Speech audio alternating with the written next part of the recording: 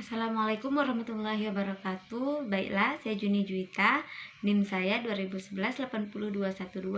Saya kelas PAI 6G, Fakultas Tarbiyah dan Keguruan UIN Sultan Taha Saifuddin Jambi.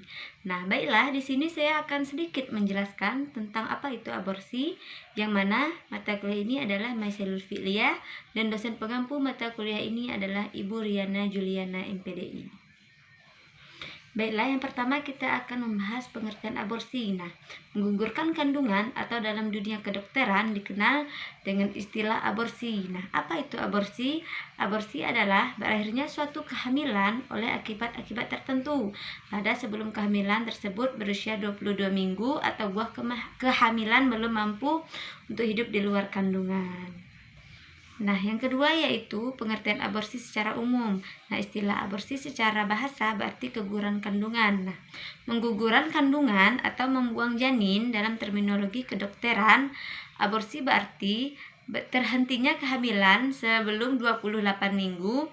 Dalam istilah hukum berarti pengeluaran hasil konsepsi dari rahim sebelum waktunya, sebelum dapat lahir secara alamiah. Nah, sedangkan menurut Profesor Hanafiyah ialah keluarnya isi rahim ibu yang telah mengandung atau hamil hidup inseminasi sebelum waktunya. Nah, yang kedua yaitu macam-macam aborsi. Nah, secara umum pengguguran kandungan dapat dibagi kedua macam, yaitu pertama aborsi spontan, yaitu aborsi yang tidak disengaja. Aborsi spontan bisa terjadi karena salah satu pasangan mempunyai penyakit kelamin, nah misalnya dari kecelakaan dan sebagainya. Yang kedua yaitu aborsi yang disengaja. Aborsi semacam ini terbagi menjadi dua, yaitu yang pertama yaitu aborsi yang dilakukan oleh dokter atas dasar indeksi medis. Misalnya jika kehamilan diteruskan bisa membahayakan jiwa seorang ibu karena misalnya penyakit-penyakit yang berat antara lain TBC yang berat dan penyakit ginjal yang berat. Nah, yang kedua yaitu aborsi yang dilakukan tanpa dasar indeksi media.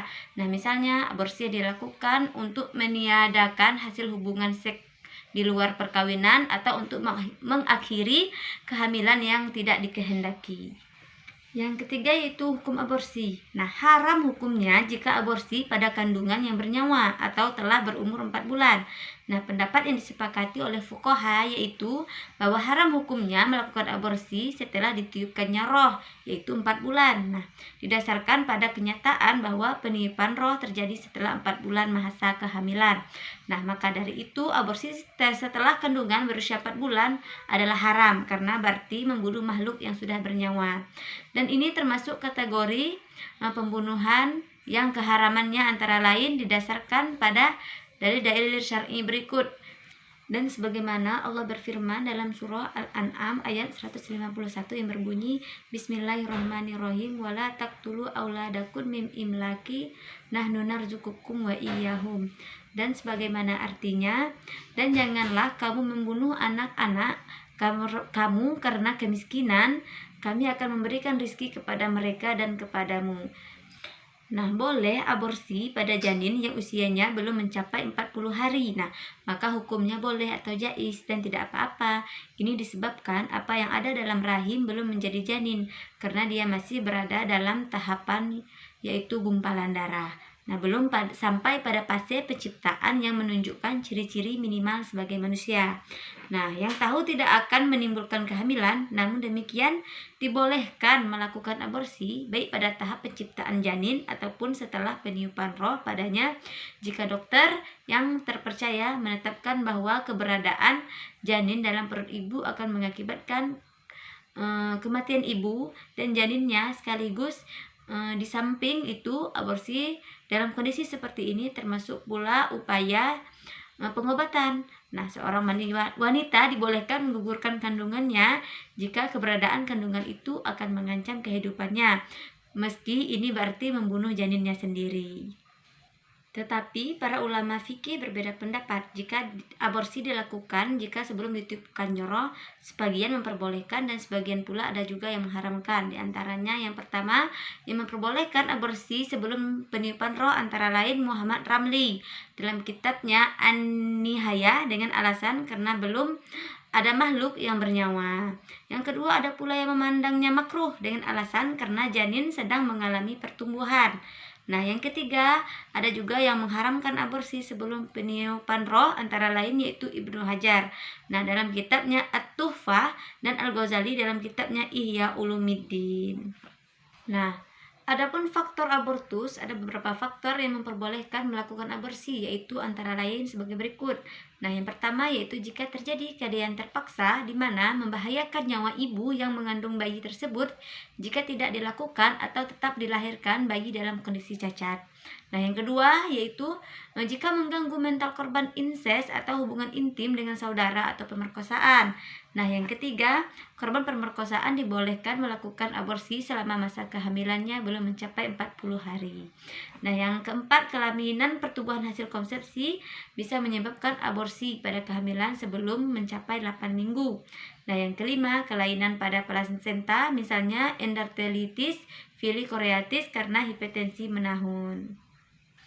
Nah, yang selanjutnya yaitu dampak aborsi. Nah, sebenarnya aborsi itu tidak terlepas dari resiko atau bahaya, besar atau kecilnya. Di antaranya yang pertama yaitu timbul luka-luka dan infeksi-infeksi pada dinding alat kelamin dan merusak organ-organ di dekatnya seperti kandang kencing atau usus.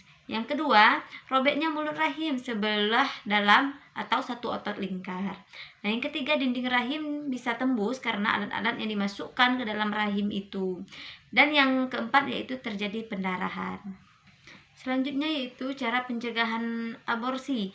Nah, secara umum ada dua cara yang dapat dilakukan untuk pencegahan terjadinya praktek aborsi, yaitu melalui upaya hukum. Nah, cara ini dapat dilaksanakan dengan mengeluarkan undang-undang aborsi dengan memberikan bimbingan dan penyuluhan hukum kepada masyarakat luas yang dilakukan oleh badan penegak hukum atau instansi terkait lainnya. Dan yang kedua yaitu melalui gerakan sosial keagamaan. Dalam hal ini peran kaum ulama dan para dai sangat berpengaruh, terutama bagi umat Islam. Mereka dapat menyadarkan umat untuk tidak melakukan perbuatan keji, karena perbuatan itu tidak hanya mendapat sanksi hukum di dunia ini, tetapi akhirat kelak akan mendapat azab dari Allah Subhanahu wa Ta'ala.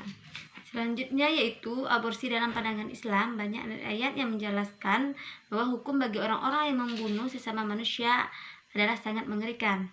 Nah, manusia beberapa pun kecilnya adalah ciptaan Allah Subhanahu wa Ta'ala yang mulia.